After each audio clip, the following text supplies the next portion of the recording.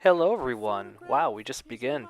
Welcome to a very special audio commentary, which I'll reveal in a moment. But this is the audio commentary for Roommates The Lost Episode Rob's Origin, which is a short film that my good friend Brian O'Leary, who has since gone on to fame and fortune, directed for me, and that one of the writers from Roommates, Mike Pupo, who we're seeing right now, wrote the film. And this was given to me actually as a gift from my friends to do whatever I please with it, and I enjoyed it so much that I adapted it into the canon of the roommates verse.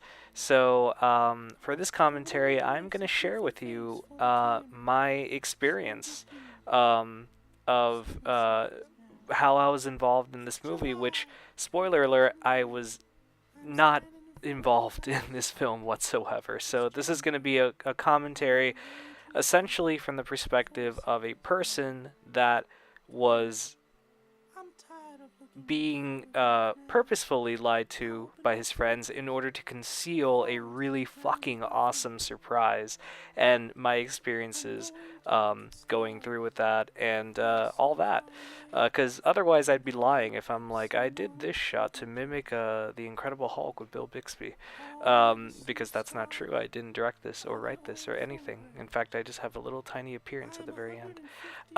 So the way that Rob's origin goes is that Brian and Pupo Mike, they just want to make me a surprise, and they told me that they had a few ideas. At one point, they were thinking of getting. We were really into The Watchmen at the time, and we had learned that at one point Arnold Schwarzenegger was going to play Dr. Manhattan had the movie been made in the early 90s, when Joel Silver, I think, was going to produce it. And so at one point, they were going to get an episode of Watchmen, and they were going to redub it with Arnold Schwarzenegger's voice. An episode of Watchmen being the animated cartoon show that they did. And they ended up, I would assume that that evolved into this idea, which is a parody of that issue of Watchmen. But instead of it being Dr. Manhattan, it is Rob from the show Roommates, at a point where he's just kind of reflecting on his past and what he does and whatnot. Um, and so that I think is how it evolved into that, but you would have to ask them. I have no idea. Um, but basically, oh, and this is such a cool. I love this intro, even though he didn't do the lowercase r, but it's all capitals, I guess, to match the Watchmen logo. But that is just such a cool intro. I thought that was so great. But anyway, so and here's Brian's dad making his customary cameo. He has made a cameo in every single film that Brian has made, which I think is so cool. To this day, actually, Brian's last short film, his father made a cameo, so I thought that was great. And this wig we utilized in the show. But anyway, to explain, basically, while we were shooting the latter half of roommates, like the last two episodes of the show, and while we were filming the movie, on and off, they would film this short. And so a lot of the props that you see in this short were used in the movie. Rob's wig that Mike had bought for the purpose of this short film, he wore that in the last episode of the show as a joke, and uh, I think that, yeah, that was it. He only wore it for the last episode of the show as a joke, and it was to mimic his long hair. Mike had cut his hair, and so he thought, oh well, let me buy this wig, and I think it was a wig from High School the Musical, one of the cheerleaders. He bought it, so it's a very cheap wig, but for the purpose of the movie, it absolutely works. It does not look like Mike's hair at all. Mike's hair was a lot shorter than that, but you know it works. And here I really need to say Brian got such a great performance from Nolo as original Bo. Um, you know, I guess because of the timeline of things, they couldn't use Victor for that. He's only at the very beginning and the end, and so they instead used Nolo, who came back. Uh, and he just, oh my god, he did such a delightful job. And also Lisa being in this, that was another thing. So from my perspective, while they were shooting this, um you know, I was so confused over what the mic's in the shot.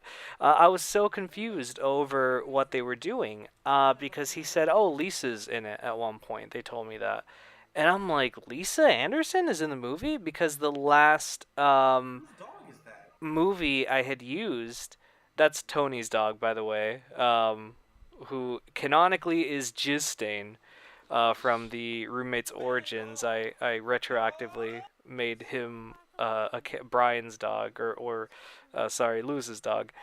Um, and so basically, I was so perplexed. They kept kind of like tricking me. They would say things like, yeah, we're gonna shoot the car chase today, and you know we're gonna do this and that, and I'm like, what the fuck are they shooting? What are they doing? What is the hell is this movie?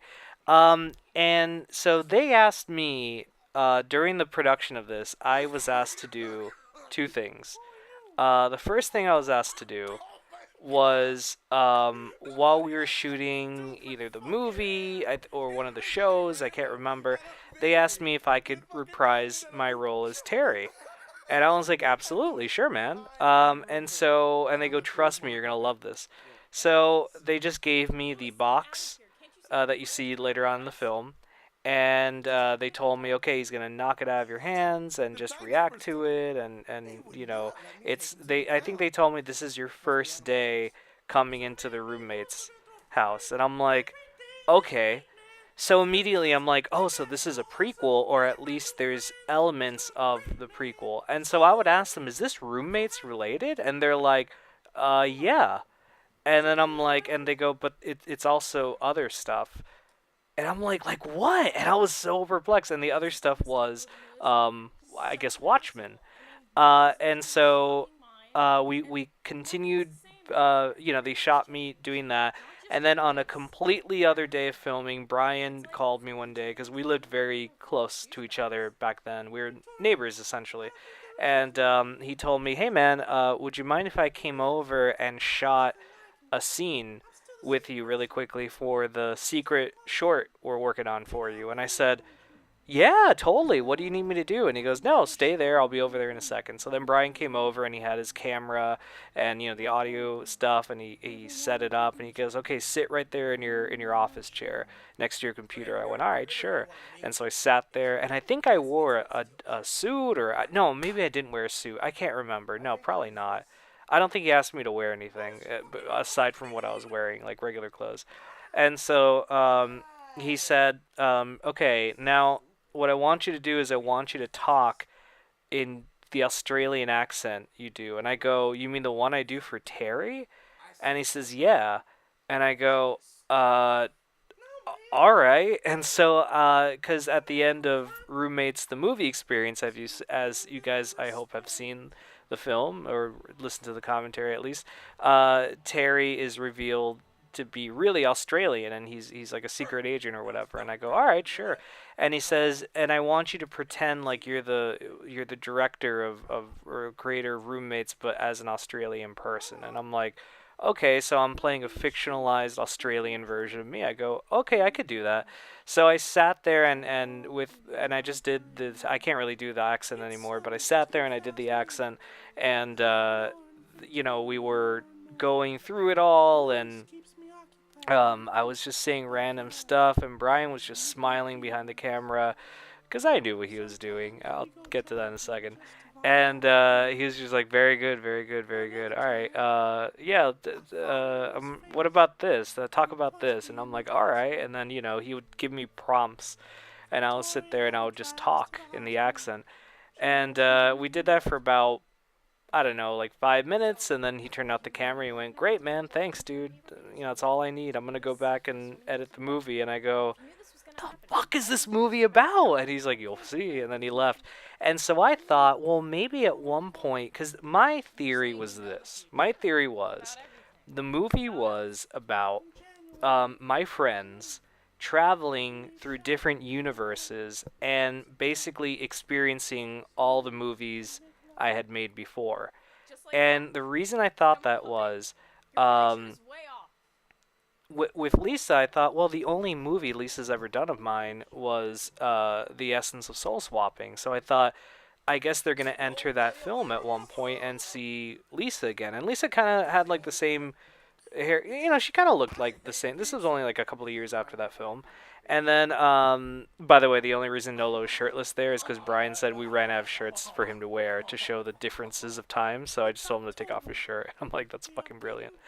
And so I thought, okay, I guess that's what it is. It's just, where it's going to be stuff like that. The other reason was they mentioned a car chase scene, and I said, well, we kind of had a chase in Schwarzenegger versus Stallone because they specifically said, John, can we use your Duckmobile? And I'm like, the Duckmobile is the name of the car that we used in Schwarzenegger versus Stallone, an old movie we made. And so I thought, so do they go there? That was my theory. The whole time I was just thinking that's my theory. I really think that's what it's gonna be. Um, Also here, by the way, this dildo. This was another scene that we later incorporated into the movie Roommates, where he says, "Can we? Come on, you want to go beat Bo up with dildos? All right, man." That was to allude to this, which I thought was brilliant. So it connected it. And I remember in the other commentary I mentioned, they were like, you're gonna want to use this take, man. Trust me." And I did, and I'm very glad I did, because it turned out to be great. Um, and so, yeah, that was kind of my whole thing. And then one day they called me over. They said, "Hey, man, come over. You know, we'll show it to you." And I sat there and I saw this whole movie, and I was like, oh my god, this is amazing. I was so amazed by it. I thought this was hilarious. I thought it was great. And, I was just so honored, that they made this for me. All these people got together to make this for me. And they said, you can do whatever you want with it, man. It's yours. And they gave me props from the movie and, the photo that we see throughout the whole movie. They gave me that. And I was like, you know what, man? I made this canon, so I rewrote the backstory of the roommates to incorporate this all of this so that it fit into it, because my backstory didn't make sense if I just threw this in there. And it was wonderful. I was so happy with everything that came out of it. And I remember the only thing I complained about was, you're going to see in a moment a flashback where we see Bo getting hit with a baseball. And I told him, shit, man, you should have told, because they ripped that from YouTube, so it was really shitty quality, and they had to add an effect to it, and it looks cool. But I told him, dude, you should have told me. I would have given you the files, man. So there I am. This is my cameo, where I did the best I could. And I love that he wipes it, I think, on Lewis or me. Or no, he just kind of sticks his hand like, And this was just great acting on everyone's part. Well, except me, of course. But it was just so great. Here, I was so upset. I'm like, you guys, but it looks cool. It almost looks like a film strip, like, But that was the only thing I complained. I was like, you guys should have told me. I would have given it to him. They're like, it worked. And I'm like, okay, that's true. So, we have about a minute left here. So I want to give my closing thoughts here.